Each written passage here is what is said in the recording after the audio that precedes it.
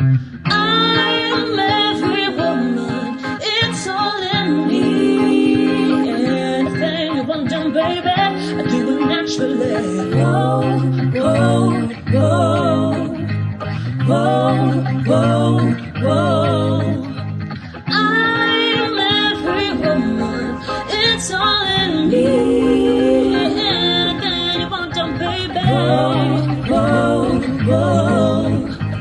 Whoa, whoa, whoa, whoa.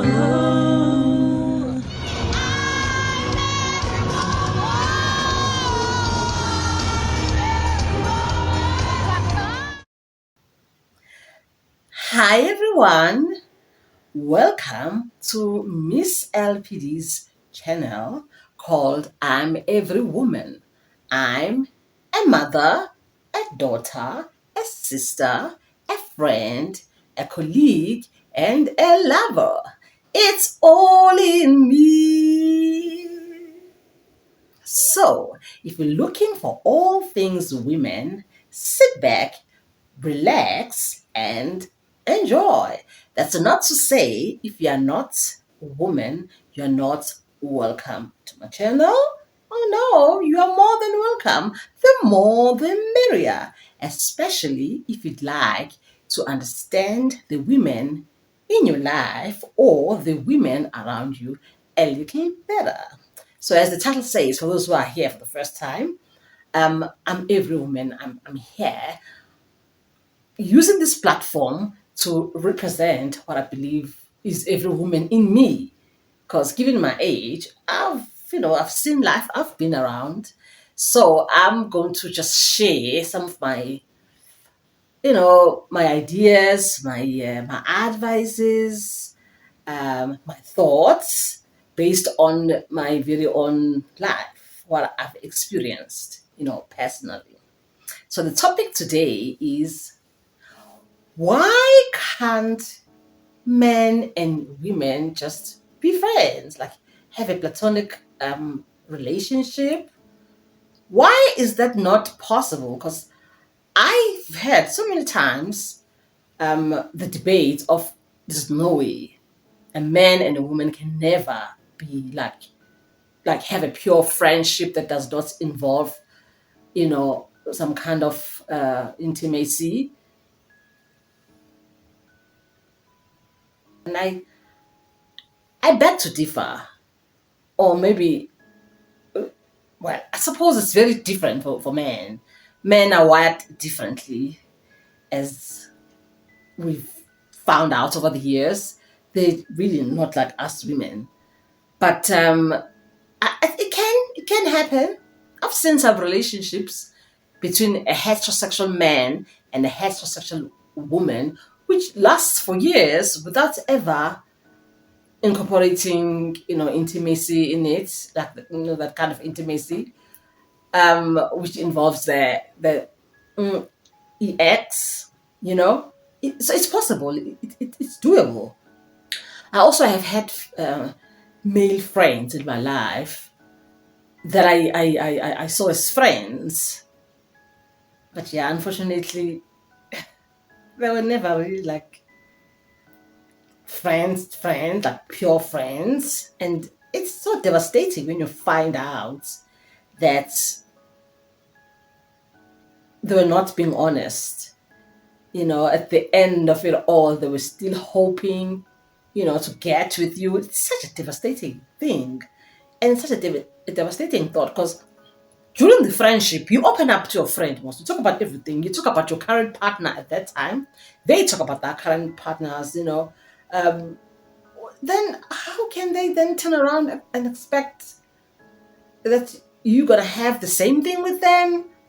I think that's weird. But of course, we're not. I'm not like everyone. I think it's very weird. So I love men. I love men so much as human beings as well. So I don't only see men as just beings which have to satisfy my those kind of needs. I also see them as brothers. I see them as colleagues. I see them as teammates. And you get to learn a lot from men. It's definitely so much fun being friends with men. You get to really understand their world. So it's a pity that one always has to be careful not to cross the line. It's like there's always a really thin line. And sometimes, like when you find yourself in a new environment, say a new workplace, or a new, maybe you've just joined a new group of friends, and there's also males there. That's You gotta have that. I don't want to say fear, but you gotta just tread carefully, because you don't want to give the men ideas that you know you're being friendly towards them, or you're being wanting to be friends with them, um, is a sign of like he wants them, like it's a sign for a come on, like I'm here, I'm here for you, babe. You can do, I'm open to, I'm flexible like that.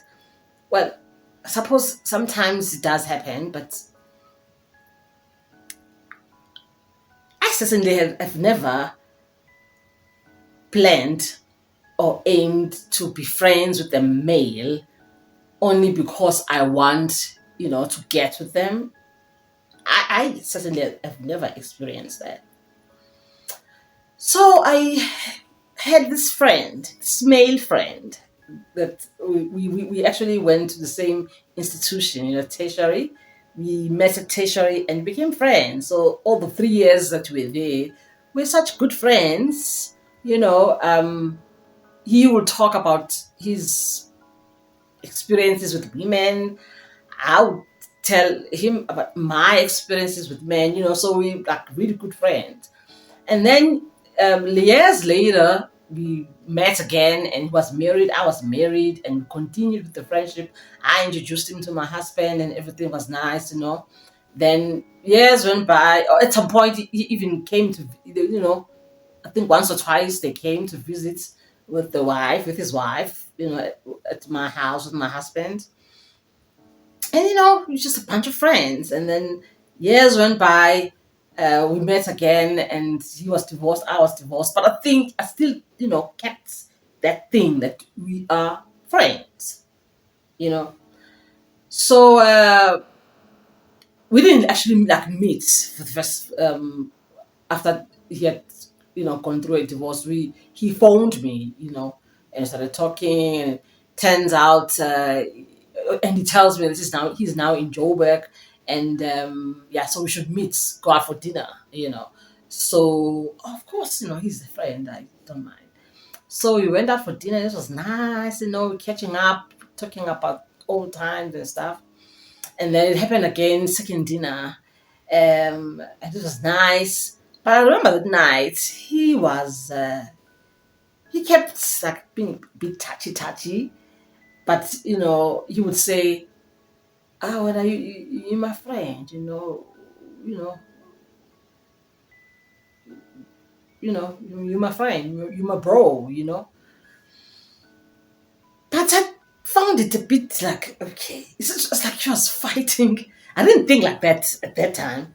So obviously, he was trying to fight the feeling of like he wanted to pounce on me.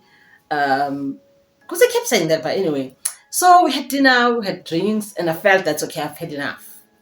I've had enough drinks, so I don't want to drink anymore. And I told him, I mean, I'm saying sharp for the night. I can't have more than this. I was like, oh, come on. It's a weekend. Let's drink some more. I'm like, nah. It was late and they were about to close the restaurant. So he suggested, let me buy a bottle and we're going to go to your house and chill and drink some more. Okay. I did think, okay. But at the same time, I'm like, "Ah, man, he's my friend. What could go wrong? So he did that. He bought the bottle and we left. We came in his car, so we drove in one car. He had picked me up, so we're driving.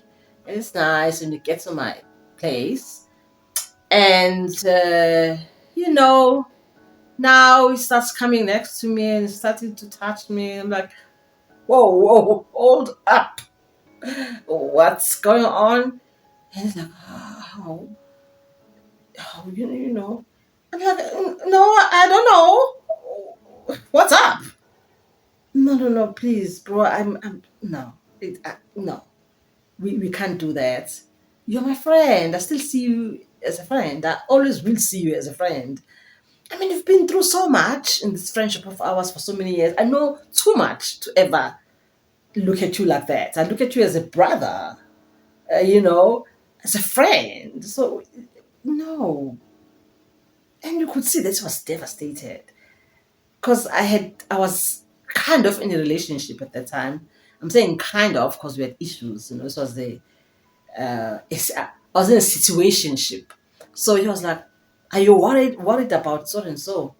Like the guy that I was in a situationship with, and I was like, "Well, yeah, there's that, but that's not the main thing. The main thing is I've always seen you as a brother, and I just I'm shocked that you think we could do anything beyond just mere friendship." It's very disturbing for me. You never alerted me, and I don't know what is it that I said or did that gave you ideas, bro. I mean, you're my friend. Why would you ruin something so beautiful that we've had for so many years? We've been our pillar of strength when the chips were down. He would help me out sometimes. I would phone him, he'd help me out. Even financially, and sometimes just moral support, talk about stuff over the phone. And now, no. So shame. He left after that. He didn't even stay for drinks like he had planned. So he left. But he left his bottle behind. Which was good for me. And I think that he had hoped that he was gonna get me drunk. Because I remember how he kept ordering drink after drink. And with me, I have a limit. I always have a limit. I never get drunk. And it's funny because people always think that they can get me drunk. It's not a good idea if you're a lady to find yourself in a situation where you get drunk. Drunk to a point where you can't quite control yourself. Lucky for me, I'm not like that. And yeah. So, yeah. Just thinking of it now, and it's kind of funny actually. So, yeah, after that, the friendship became quite strained. He wasn't phoning as often. Sometimes he would ignore my texts. Sometimes he would not pick up the phone until I gave up, I was like, okay, I guess he really took it, badly. But at the same time, I was like, but how? Why would you think? Anyway, years went past again, maybe 5 more years or so. And she phoned me again, like, hey, how's it? How's life? I'm in town. He was no longer staying in Joburg now. So I'm in town. Let's meet for dinner. And I had long forgotten about that. It was all water under the bridge. And I honestly believed now, we we're all about friendship. And I was just excited to see him after such a long time. So I went to his hotel. And this was nice. I never went to his room. We were just by the restaurant, the hotel restaurant, and we had dinner. It was nice. We were laughing and we were drinking. And yeah, it was good times. And then when we had finished dessert, he said, I'm feeling kind of chilly. I think I'm going to go upstairs to my room to get my jacket. I was like, oh, okay. And then he said, oh, You have to come with. I can't leave you here by yourself. Please come along. And I didn't see anything wrong with that, so I went. And busy chatting, even inside the elevator, we're talking and nice, good times. We get to his room, and then he starts acting funny. So I start tensing up as well. I decide to stand by the door with that thing of, okay, get your jackets, let's go, without saying it much. Like the body language was saying, get the jackets, don't get ideas, and let's go, But I kept fiddling around, like he can't find his jackets or whatever. But you could see, he doesn't want us to leave. He doesn't want us to leave the room. And I was getting very uncomfortable. And I was giving him that look, like, you better get the jacket so we can get out of here, because I'm still not gonna do what you think you and I can do. You're my friend, and that's on period. So yeah, he got his jacket, he gave up, and yeah, we went downstairs, like back downstairs, and yeah, the air, there was a lot of tension now in the air, and yeah, so we had to cut it short, and it was ningangizwa kabi, guys. I suppose it happens, and there's nothing wrong, if both parties are in agreement, if they're okay with, changing that platonic friendship into something more. It happens, and sometimes it works out, sometimes it doesn't. So I'm not out here judging those who, started off as friends first. It's just that this has never happened to me, and I really would prefer that, you know men who are my friends see me as just a friend and forever a friend, not some piece of meat that they will chow on later down the line, you know. Yeah, so it's tricky. But like I say, uh, we, we look and we don't judge, those situations. Also, I don't see anything wrong with people who used to be in a relationship to not be friends after that, especially if there are children involved. Be it they are divorced or they were boyfriend, girlfriend, and then, offspring came from that, union. Why can't they be friends? Why can't they be nice to each other? Why can't they double date? I'm so not against that. I don't, I mean, they do those things. I see that, us darkies, we really are very challenged when it comes to doing that. I'm up for that, because once I'm once I'm done with a relationship, I'm done. I start looking at that person as like my brother. But yeah, in Zulu they say lapha okwake kwaba khona amanzi aphinda ame. Meaning, if you used to be in a relationship in the past, there's nothing stopping that happen. There's nothing that would stop that from happening again.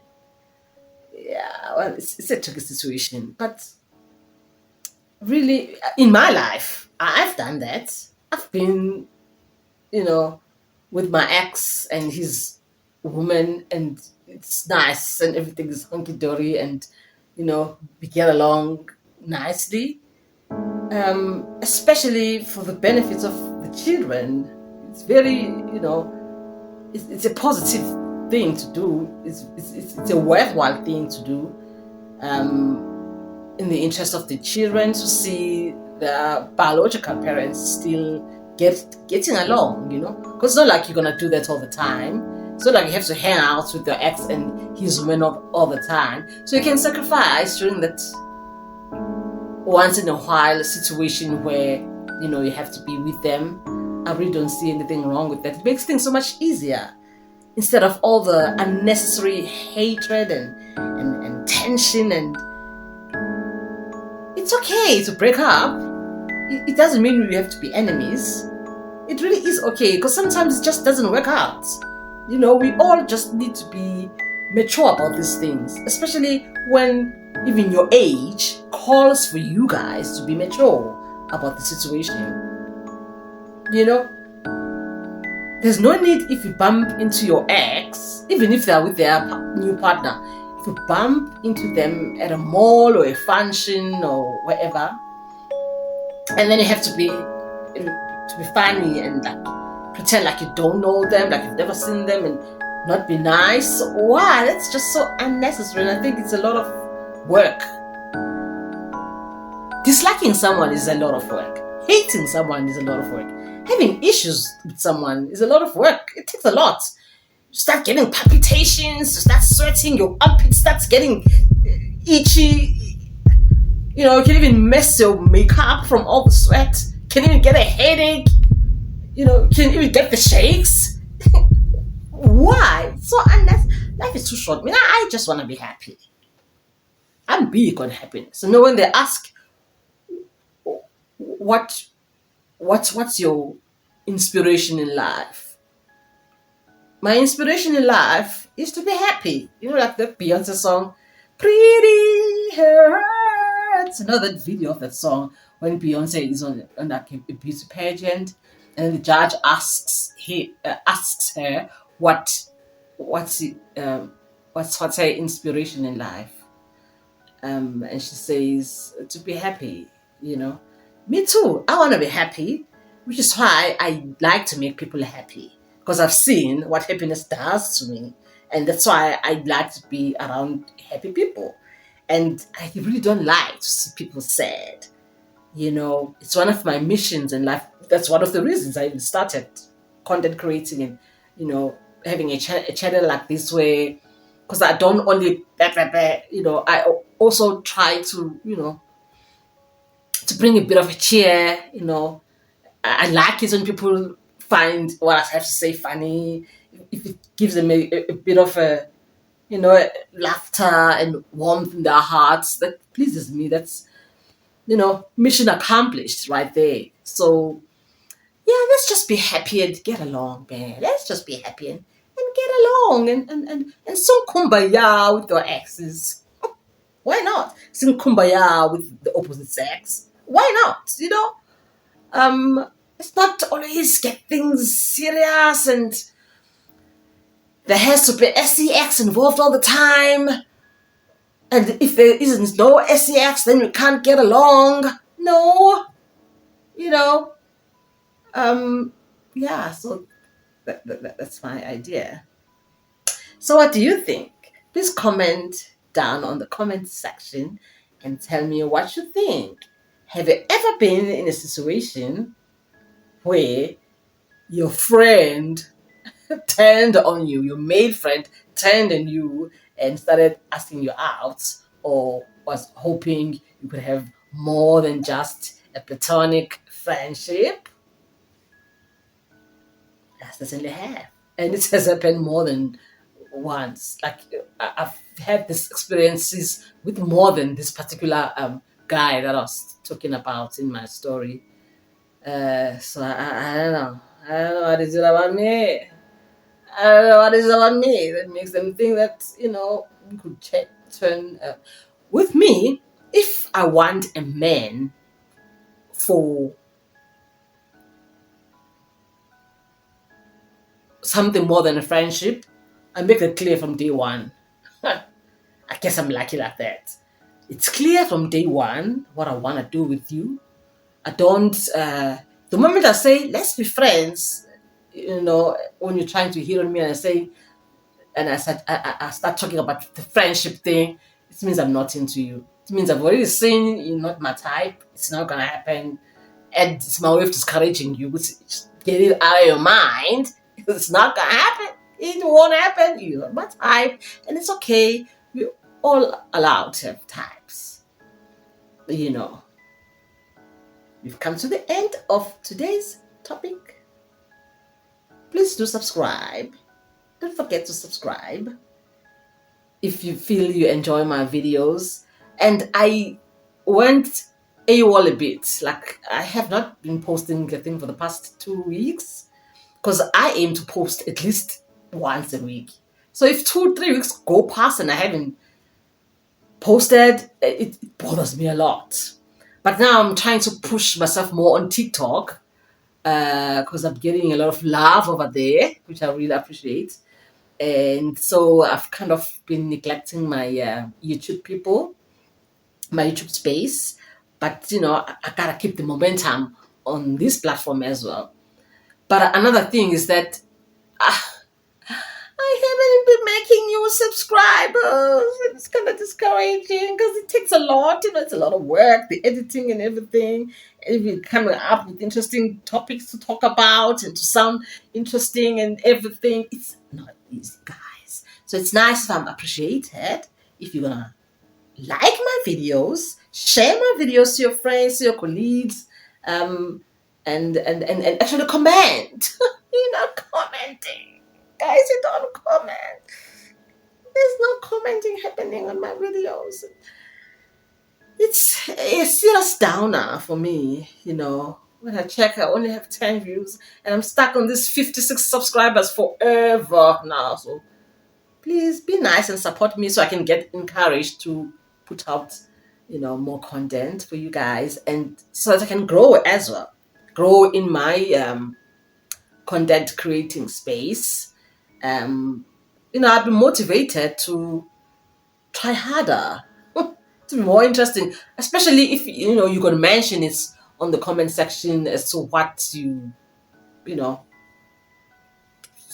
what you think of me, of my topics, of my videos. So yeah, please do comment, please do like, please do share. Well, I will see you next time. Stay living and stay woke. Goodbye.